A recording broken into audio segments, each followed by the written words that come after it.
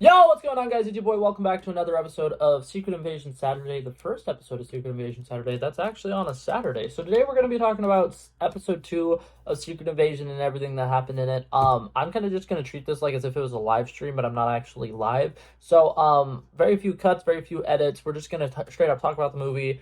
And yeah, so this is going to be a very unprofessional video, and I'm sorry in advance for that, but I just want to go ahead and get right into it. So this week's episode of Secret Invasion was pretty damn good. I think that the first episode was a good job to get the ball rolling and let us know what we're expecting in this show. And I think that this episode did a pretty good job of starting to like really take shape as the spy espionage thriller that it really is.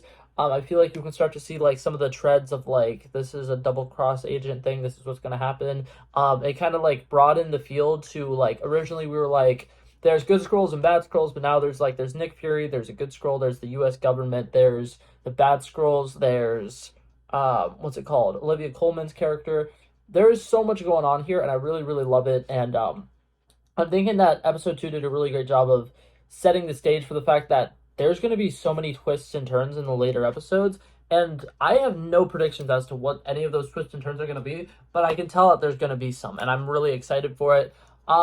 Something that I want to do at the end of this video is kind of talk about, like, at this point in time, if there's any, like, main characters who are going to be revealed as scrolls at some point, who I think they are and what I think they're doing as a scroll. But I will also save that for the end because I want to talk about different like future things like going forward in the show, stuff that I'm kind of expect and things that I won't expect. So we're gonna go ahead and save that. So some things that I really liked about this episode. For one, I think that the acting in this episode is so good. It is really nice having a show that has great actors in it because not to be like any of the actors and actresses in the other Marvel shows have been really good, but a lot of them really haven't had a chance to like show their acting chops as well as this show has, and I feel like that's really based on the dialogue itself. The dialogue in this movie, I mean, the show so far has been pretty good, and it's really nice because you can see that these actors are really working with these scripts and they're performing. Like these are pretty well written scripts, and these actors are performing and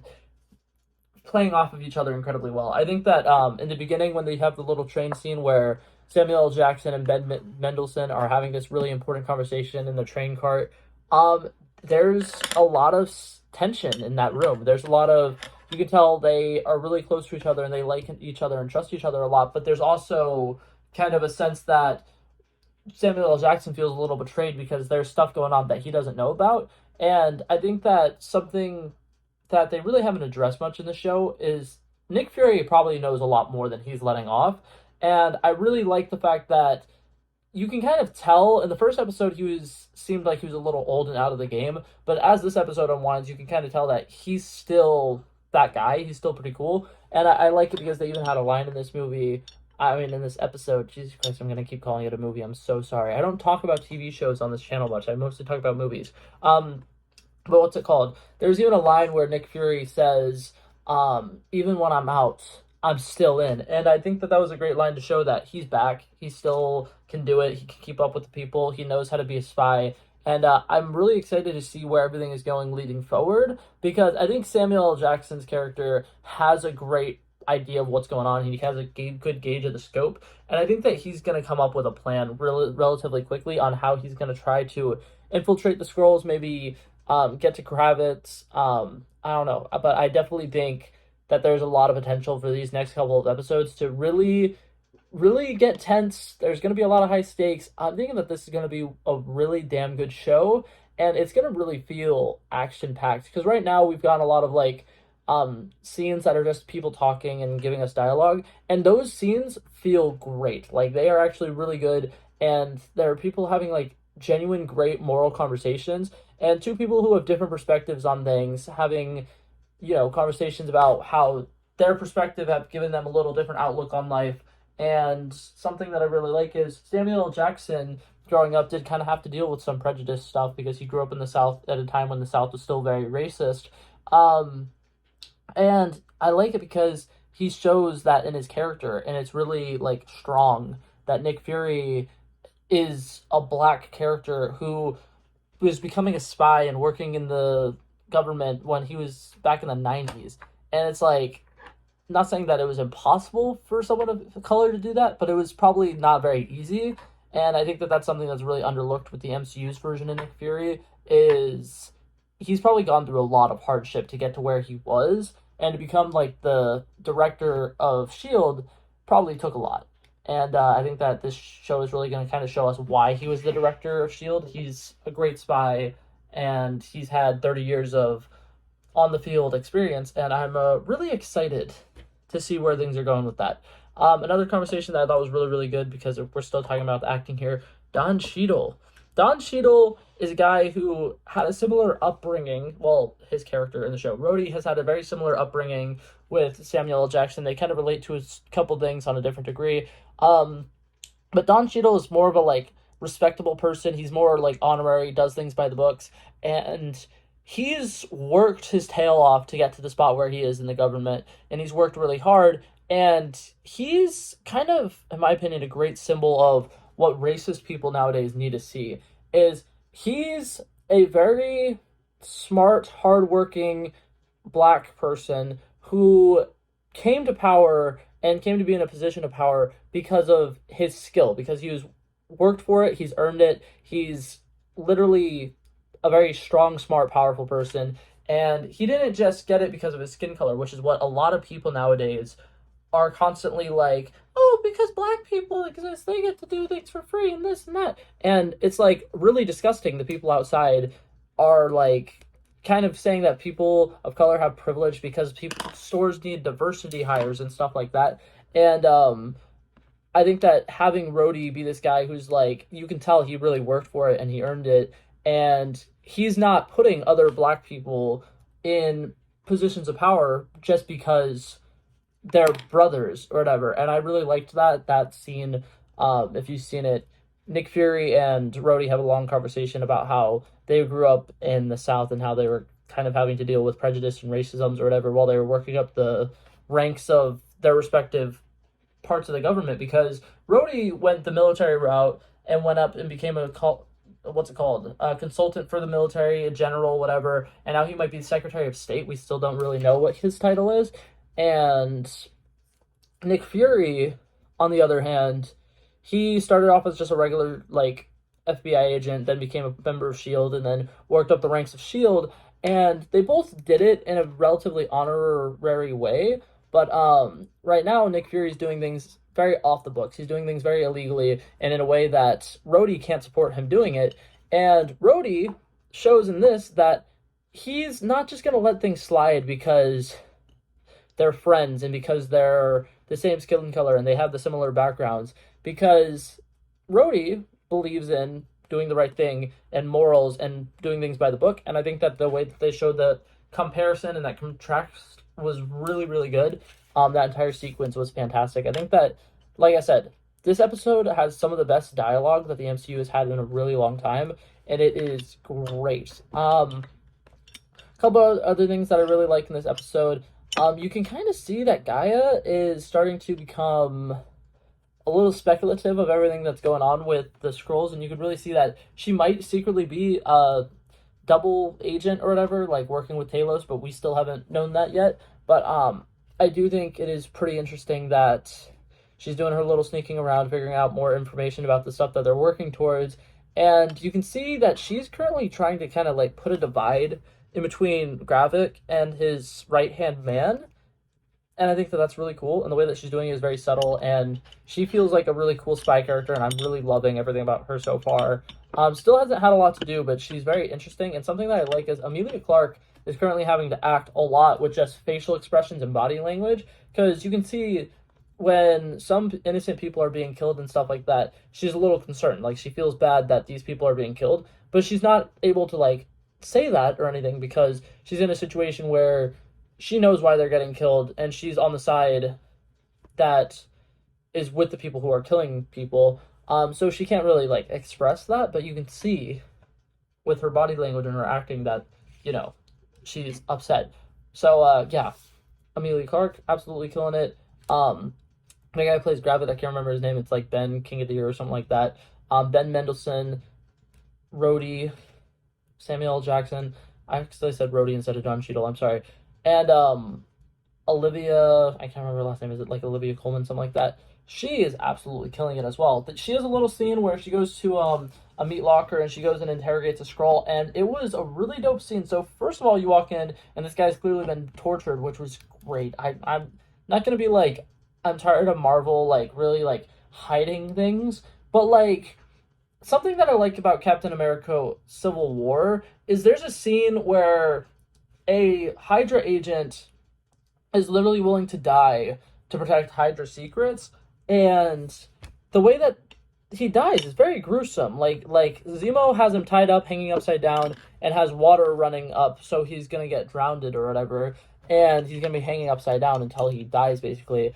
And what I love about it is like that's a very gruesome scene. It's very dark, but that's how things would be in like spy espionage things. Like spies aren't just regular people. They would torture people. They would do whatever they have to do to get information. And so I'm liking that we're getting to see this like darker, more mature side of the MCU right now, and it's a lot of fun. And something that I liked was when they cut the finger off, and then the finger turned back into like a green scroll finger. It's very interesting, but now I have a question because they can shapeshift a lot, and they basically change their body's molecular composition or whatever. And so I don't understand how getting a finger chopped off means that your scroll finger would also be chopped off. But I'm not gonna untangle that wormhole right now. That's not the word. I'm not gonna unravel that. What's the word I'm looking for? I'm not gonna pull that thread right now. I guess that works. But yeah. Um, God, yeah, there's a lot of stuff about the scrolls that I'm not fully understanding yet, but that's okay. Something that I like, and a lot of people are making like Fantastic Four correlations here. I'm not gonna make any Fantastic Four correlations because I don't think we're getting the Fantastic Four nearly as soon as people were thinking we were going to. So I doubt they're gonna try to tie in the Fantastic Four at all and have anything to do with Super Scrolls potentially being the bad guys of a Fantastic Four movie in this. I don't think they're going to toy around with that idea. But people had pointed out that some of the powers that they had were the Extremist, who what's it called? Were basically like Human Torch, like they were people who like flamed on and stuff like that. They have Groot, which is like the Mr. Fantastic, basically he can stretch or whatever. And then they had Cole Obsidian, who is just enhanced strength, which I guess would be like the thing. And I thought that it was really funny that people were like pointing that out, that it's like almost all the Fantastic Four powers, and I'm like, they kind of have a good point. Like that's kind of crazy to think about. But yeah, so that was cool. Something that I liked about this episode as well, graphics got showed as like more of a like sympathetic person. He lets somebody who disagrees with him go free, and I was 100% waiting for him to like shoot her or something. No, he genuinely let her go. And I don't know if it's because he knew that that person would probably somehow contact Talos and it would help them figure out where Talos is, but he seems like a very sympathetic person, and he doesn't want innocent people to die because of his selfish beliefs or because of the things that he wants to do and he plans to do. So I think that that was pretty cool. Yeah, I like that. I've mentioned all the actors and stuff. I'm gonna quickly glance down at my notes, pretend you didn't see that. Oh, I wanted to talk about, at the end of my last episode, I proposed a crazy theory that Gravitz was really Nick Fury's son, and Nick Fury had a kid with a Skrull. I want to go ahead and say I was disproved within the first 2 minutes of this episode, but I will say this: the girl who brought Gravitz, the female Skrull who brought Gravitz, I'm pretty sure it's the same Skrull that Nick Fury is apparently married to. So, stepdaddy Nick Fury, it's still on the table. It's not like fully off the table or fully on the table, but it's still, the table is in the room somewhere, probably. We actually don't know. The table might be invisible, but it's there in spirit. It's like Schrodinger's table. It's, there's, okay. Anyways, so I'm gonna get to the next thing that I want to mention. Oh my god, the reveal that all of the Skrulls are on Earth because Talos survived the blip and Nick Fury didn't, and after the blip, everybody was panicking and in chaos and nobody knew what to do. So him inviting all of the Skrulls to come live on Earth, that was a huge revelation, and I absolutely loved the way that they did that. I think it's really cool because that's so true. This is the first MCU show that, in my opinion, is truly using the blip the right way. There are characters who have 5 more years of experience who are on Earth And we keep kind of having these shows where it's kind of like focusing on people who are blipped the entire time. Falcon and Winter Soldier, WandaVision. I'm trying to think about it. I would say I think that those are kind of the main ones right now. But it's like we keep getting these shows that are from people who blipped away, but we're not having any cool interactions with them with characters who didn't blip. Like that's something that's really been bothering me. Is like Carly Morgenthau had potential to be a villain who kind of was like around during the blip, and now that the heroes are back, they kind of are having to deal with this thing that happened. But I don't like the fact that there are so many people on Earth who are alive for 5 extra years, and none of them ever really come into play in the main story at all. So I think that it is really interesting that in the last 5 years, all of this stuff happened with the Skrulls, because that makes sense. In 5 years, a lot can happen. So I really appreciated Marvel for that. That one little line of dialogue made me so excited. Like I was like kicking my feet in excitement. I was like, I'm not gonna do it, but you could imagine, right? I was kicking my feet and excited. Okay, and then I had one last little bit of speculation that I wanted to say, and I also wanted to talk about people who I think are a Skrull.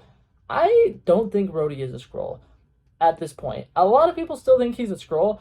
I don't think so. I think that him mentioning the briefing about the Skrulls about 15 years ago, I know that very much could just be like a red herring, and he's purposely trying to throw him off. But like, at the same time, I feel like it'd be a little cheap if we find out that he's a Skrull and he was replaced about 15 years ago, or if we find out he's a Skrull and he's been replaced earlier than that or later than that.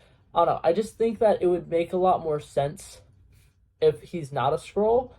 And I feel like with some of the dialogue and stuff in here and his like personal heartfelt stuff with Nick Fury, that he has to be the real deal Rhodey. And so I'm going to go ahead and say that. I don't think Rhodey's going to be revealed to be a Skrull. There are a lot of characters that haven't been introduced in this show yet who we don't know if they're a Skrull or not, and it's kind of driving me insane because I really want to start guessing like really like obscure characters, being like they're going to be a Skrull, but if they're not in this show, I don't think they're going to address whether or not anybody else outside of this like main group of people are Skrulls. So I don't really know, but I wanted to just go ahead and say that I don't think Rhodey's going to be a Skrull. So if he gets to reveal to be a Skrull, I'm going to be a little upset. But I do have one last thing that I want to mention. So in the future episodes, there's probably going to be some crazy twists that we're not going to expect. And I'm going to go ahead and call it. I think that at some point in one of the next couple of episodes, that piece of technology that Natasha wears in both the Winter Soldier and in Black Widow, where she has the face swap, I feel like that's going to come to play at some point where some human character who's going to be facing some kind of Skrulls is going to use one of those masks to pretend to be a different Skrull. Like, there's a lot of scenes where, like, Talos is by himself and he's up against like a room full of Skrulls or something like that. And I think it'd be really interesting if when that scene plays out, we, the audience, are unaware of this, but that's not actually Talos. That's Nick Fury, right? And then something happens and the actual Talos shows up. And it just creates total chaos. And everybody's like, what the fuck is happening now? And then it gets revealed that Nick Fury is pretending to be Talos. I don't know if they would do that, but I think that it would be a really cool twist if we have like a human doing Skrullish things, you know? But yeah, so that's it for this episode. I know I talked your ear off for a while. I'm sorry that this video is going to be unedited, scrappy, and crappy, but I love and appreciate you guys so much for watching, and I will hopefully see you guys in the next one. Peace out. Bow. Bow, bow.